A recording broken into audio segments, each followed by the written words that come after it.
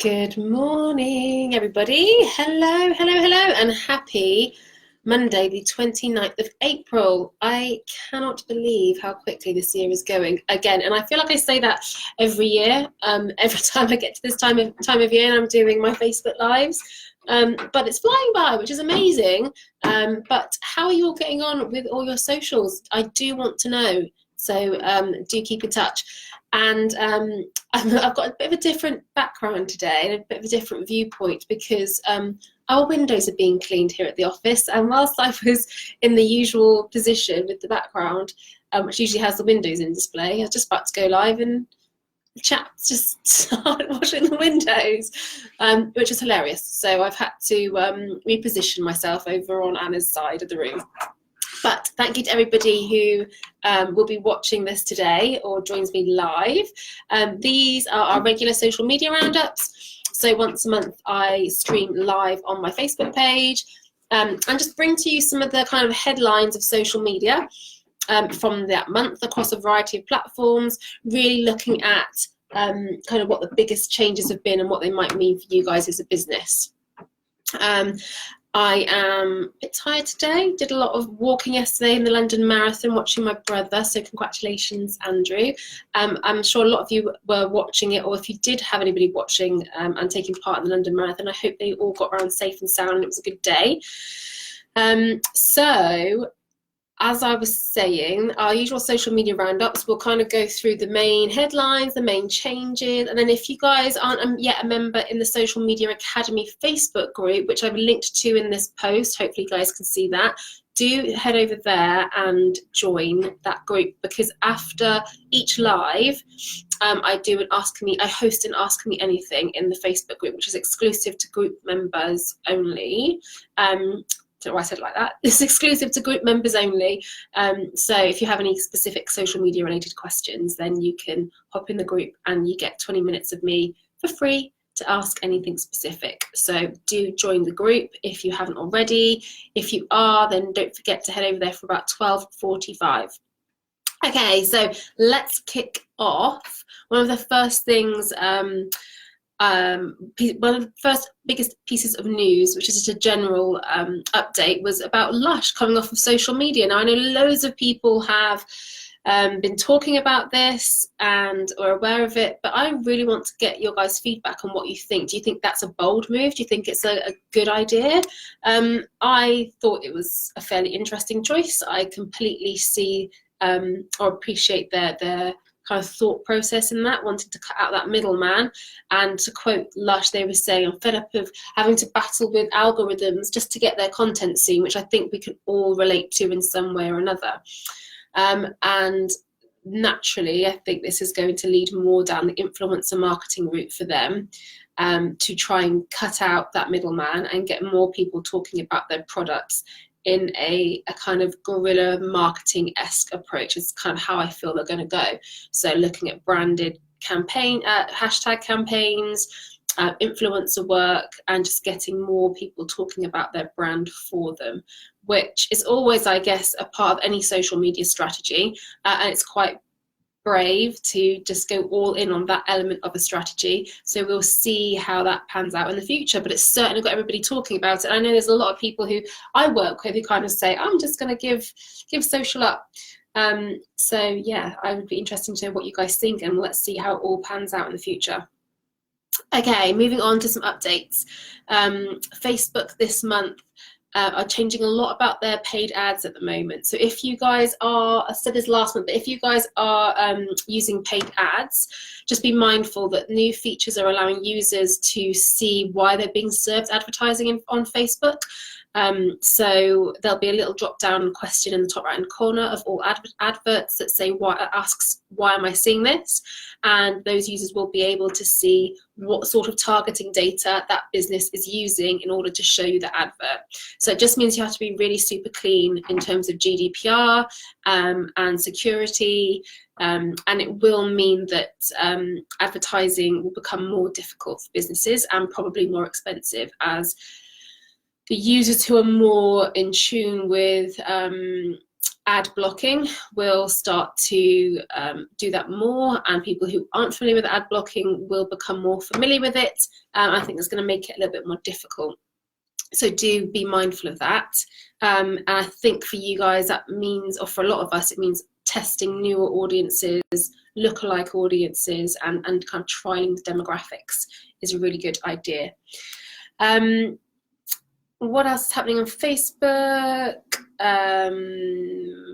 There's been a couple of other small changes to the apps that I've seen in terms of functionality, but nothing massive. A lot of talk around the new paid modules in Facebook groups and membership. So if you're not running community groups on Facebook, then, and even if you are, really focus on the value. I get a lot of questions about how do I get my content seen in Facebook groups. I've been using them because everybody says that I should be, but my content isn't getting seen. And you really need to remember that there is a different purpose and approach for a group versus a page. And so make sure your content is different across both, and make sure you're really focused on the value for your client on each. And it's almost like, I always kind of say, like, pages are for pages are for promotion and discovery, groups are for nurturing the relationship with customers. So if you see the two differences there, then that should help your content approach. Okay, 3D photos as well on Facebook stories. So Facebook's really pushing this kind of VR and AR element to its platform. So they're really going to start to allow you to create 3D photos in the platform itself. So see a lot more of that. And the opportunity there for businesses is really about becoming more creative and adding creativity to your content, which is really key if you're looking to create thumb-stopping content. You know, sending out just an image or a piece of text on its own isn't really going to cut it with the algorithms in this day and age. So you really have to get creative with the way you display your content, and 3D photos is one way for you to do that. Okay, LinkedIn, a lot of changes here on their advertising as well. They introduced lookalike audiences last month, which has proved quite popular. They've now created a new guide for people who are advertising on LinkedIn to get a better feel for how advertisements work on their platform and how you can make the most of it with for your money. I had a conversation last week with another client about ads on LinkedIn. It's not something that I do specifically, but I don't ever see them as quite prominent in the platform. They're quite difficult to use and to notice unless you've got quite large budgets. So this guide should help those people who are looking to advertise on LinkedIn in the future. I will share the link in the comments box below for you. And then they've also started introducing new reaction buttons, which I thought was interesting. And we know a lot of sorry, since they can't find my phone. I know a lot of platforms tend to copy or mirror stuff that happens on each other's platforms. So when we saw that reactions were coming onto LinkedIn, that was quite an interesting take.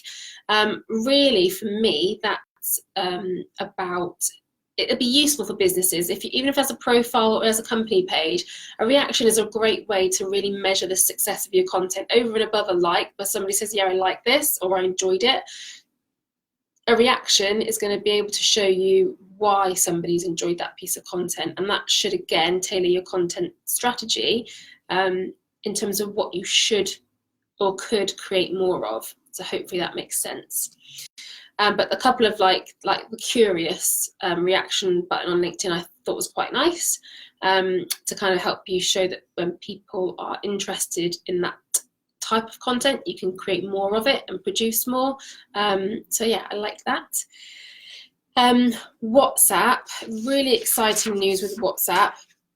This month, literally in the last week or so, they've announced that they're introducing WhatsApp for Business to the iOS software. Yay! So that's Apple. iPhones are now able to have the WhatsApp for Business app on their devices, which is amazing because before it was only available to Android users, and WhatsApp as a tool for communicating with your customers is getting bigger. It's a huge opportunity. It really shows the kind of trend for consumers wanting to have that one-to-one exchange in a private way. So WhatsApp has such a great opportunity. for businesses to interact in a much more private, and the business app version of WhatsApp gives you a lot more functionality, or a few more tools, should I say, in order to get your message out there. So I'm really excited by that, and I'll be investigating it personally in a bit more over the coming weeks. Karen, I have seen your question. I will come back to that one. It's basically a way, you either got to have an app in your on your phone. It's how you take the picture through your camera on your phone, and then as you upload them together, Facebook stitches it together for you in that format. But it's also rolling out the ability to create it within the app itself. So when you open up your phone to create a picture, it will have the functionality in there already. So like you can swipe across, or and to get the 3D function. Hopefully that answers your question. So I've got a little link actually I'll put with more details about the creation of 3D photos. I'll pop that into the comments afterwards. Twitter, a couple of updates for them this month. They've reduced their follower limits. So previously you could only follow a certain amount of people on your account per day, and it was something like 1,000 odd, but now they've reduced that to 400 a day, which I think is a good thing. I think this really going to reduce the amount of spam accounts that are on the platform, let's be honest. And I always say to my clients as they're building their following to really grow an equal scale of followers to following. And so I think having a limit on how many people you can follow a day is a positive thing. And this will affect businesses that are trying to use bots to grow their brand awareness, but that's never an ideal element of strategy anyway. So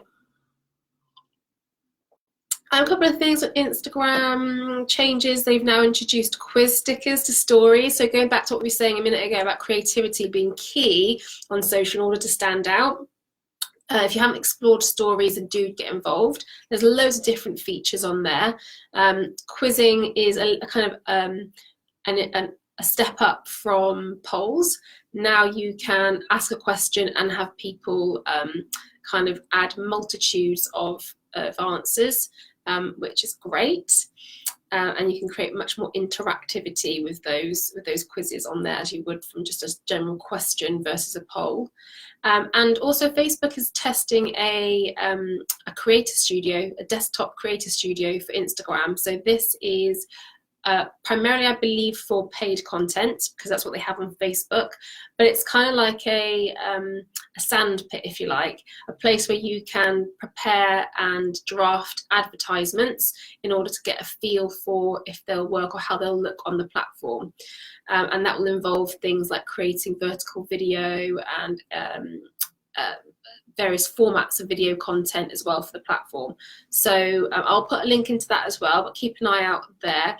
And I guess that's an interesting move, because to date, Facebook has said if you want to create adverts for Instagram, go directly through its ads manager on Facebook, because obviously Facebook owns Insta. But this may be a reflection that people, perhaps some advertisers, some brands and businesses don't want to have a Facebook presence. They just want to use Instagram and they just want to operate on that platform. So that might be a reflection on that. Karen, with stories on Facebook, I've noticed that the GIF style stickers can't be used. I don't always want to cross post the same story of Instagram. No, that's right. Yes. Yeah, unfortunately. So the sticker options are varied between the two platforms. And I think it's a good thing that you're not cross posting all the time from Instagram, because like you said, when you put a feature on Instagram, post it onto Facebook, and it doesn't, it's not interactive, it does kind of make it look a bit lazy, I guess, from users' perspective. Okay, what else? We had loads of stuff. Hi Fiona, thanks for joining. We had loads of stuff coming through from Snapchat. They're really pushing their platform again. They really want, sales have grown, uptake user growth.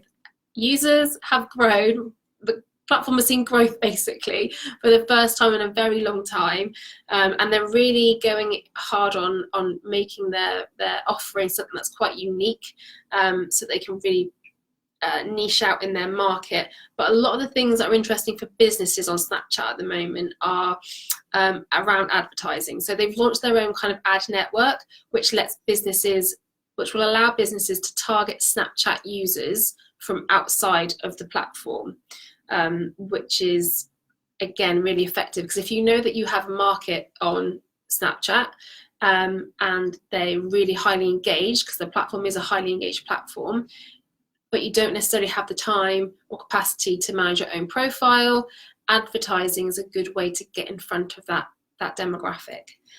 So their ad suite is really starting to ramp up. It's also a lot more private as well, so people, the data is kind of more secure. People like to have advertising or experience interaction with brands in a much more, as I said, one-to-one way. That's why Snapchat is really popular. They've also rolled out creator profiles for influencers. So previously, the way Snapchat works, you don't have necessarily a profile page like you do on Instagram with a bio and a description and links and etc. But they are really, I can see them moving towards that to allow people to become more searchable, so the platform is a little bit more user-friendly to more people. But they're now allowing influencers to have a better existence through their profiles on Snapchat, which should make it more enticing for influencers using the platform. So again, influencer marketing will become more effective and efficient on Snapchat. So that gives an offering there to both influencer and advertiser. So yes, that's really cool. Updates to Android, lenses. So if you haven't used Snapchat, there's loads of lenses and filters that are available, and they have, thank you for all the likes, people, love that. Is that you, Rachel? Give me loads of thumbs up.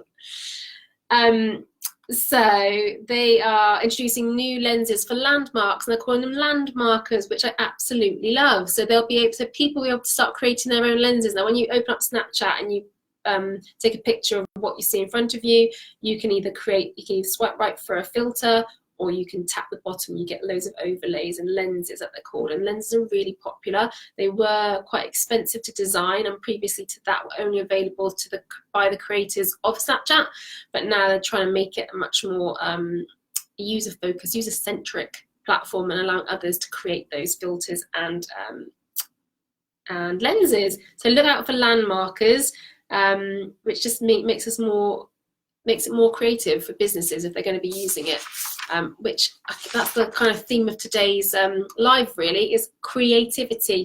Let's all try and be more creative with our content, or that's how your stuff's going to get seen and engaged with. We've got to go one above everybody's kind of typical picture and a link, picture and text. We really need to start delivering content in a creative way. Okay, and then lastly, a couple of pieces of news. One more piece of news, because I started this session with one. And I did cover this in my latest Facebook Live with one of our colleagues at Purple Frogs VAs. But the ICO has suggested they're going to be bringing in bans for likes and streaks for young people on platforms like Facebook, Instagram, and Snapchat, which I think, we had a massive discussion about this on our Facebook Live. I think it's a really good idea. It's called the under 16s or under 18s rule or something like that. But it's by banning the under 18s from having too many likes on their accounts, or from trying to go for streaks on their Snapchat, it really is about protecting them from giving away their data. Because every time you make an interaction on these platforms with other people and businesses, you're giving these platforms like Snapchat, Instagram, and Facebook data about you, about your user behavior. And so this suggestion by the ICO is really about protecting our young people from handing over that data to or these organizations, which I think is really good. I also think it's a really good idea from a mental health perspective, because we know that, or have seen that, many young people aspire to have lots of likes and loves, and they spend, you know, numerous amounts of time and effort trying to get a great selfie on Instagram, and if they don't get loads of likes, then, you know, something must be wrong with them. So actually, if we remove that reward nature from social media for some young people, then I think there's got to be a positive for mental health perspective. It doesn't take away the need for education, because I still think there's people in the kind of millennial bracket who live similarly, who do open up their apps multiple times and are seeking validation from likes and comments. And I think there's a behaviour there that we need to really address in general as a society. But I do think this is a good step in the right direction. So I will step off my soapbox on that, but I'll put the link to that too in the comments so you guys can have a read more about it.